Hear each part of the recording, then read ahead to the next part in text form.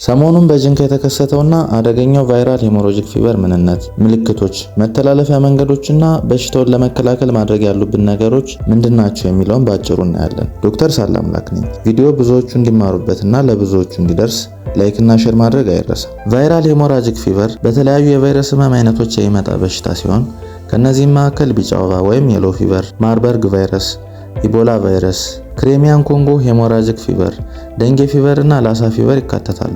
ሄሞራጂክ ፊቨር የደም ስሮቻችን ላይ ጉዳት በማድረስ በቀላሉ ደም እንዲፈስ ከማድረጉም በተጨማሪ በሽታ የመከላከል ስርዓትን ወይም ኢሚዩን ሲስተምን በማዛባት ኩላሊትና ጉበትን ጨምሮ የተለያዩ የሰውነት አካሎቻችን ከጥቅም ውጭ በማድረግ ህይወትን እስከ ማሳጣት ያደርሳል።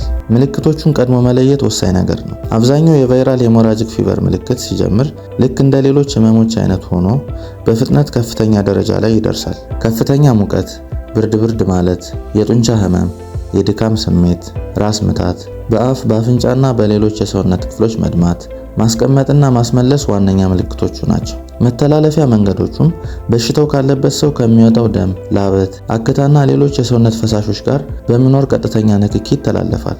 ሌላው ደግሞ በቫይረሱ በተያዘ ወይም በሞተ ሰው የሰውነት ፈሳሽ የተበከሉ ቁሶች ልክ እንደ ልብስ፣ መርፌና ሌሎች መገልገያዎች ጋር በሚኖር ንክኪ ይተላለፋል። ሌላኛው መተላለፊያ መንገድ ደግሞ ከእንስሳት ወደ ሰው ነው።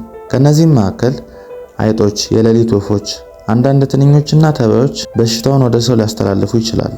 አብዛኞቹ ሄሞራጂክ ፊቨር የሚያመጡ ቫይረሶች የሚፈውስ መድኃኒት ወይም ክትባት የላቸውም። ሕክምናው የሚያካትተው የሰውነት ፈሳሽ በግሉኮስ ወይም በሚጠጣ ነገር መተካት፣ የሰውነትን ኤሌክትሮላይቶች ማስተካከል፣ የደም መውረድን መቆጣጠርና ተጓዳኝ ኢንፌክሽኖችን ማከም እንዲሁም ደግሞ በባለሙያ ክትትል ማድረግ ይገኝበታል። በሽታው በቀላሉ ሊስፋፋ ስለሚችል ጥብቅ የኢንፌክሽን መከላከልና ቁጥጥር ያስፈልጋል። የበሽታው መከላከያ መንገዶችን ስናይ ደግሞ ለታመመ ሰው እንክብካቤ በምናደርግበት ጊዜ ራሳችን ከበሽታው መከላከያ ዘዴዎችን ለምሳሌ የእጅ ጓንት ማድረግ፣ የአፍና የአፍንጫ መሸፈኛ ማስክ ማድረግ፣ ጋውንና ቡትስ ማድረግ ያስፈልጋል። ከታመመ ሰው ደም፣ ምራቅ፣ ላበት፣ ሽንትና ሌሎች ፈሳሽ ነገሮች ንክኪ ራስን መጠበቅ ያስፈልጋል። ምክንያቱ ደግሞ እነዚህ ፈሳሾች ከፍተኛ የሆነ የቫይረስ መጠን ስለሚይዙ በሽታው በቀላሉ ይተላለፋል። ሞት በሚከሰትበት ጊዜ አስከሬኑን በባለሙያ ማዘጋጀትና መቅበር፣ ከአስከሬኑ ጋር ንክኪ ያላቸው ነገሮችን ማስወገድ አስፈላጊ ነው። የሌሊት ወፎች ወደሚኖሩበት ዋሻ ባለመግባት፣ ምግብ በአይጦች እንዳይበከል በጥንቃቄ ማስቀመጥ በሽታውን ለመከላከል ይጠቅማል።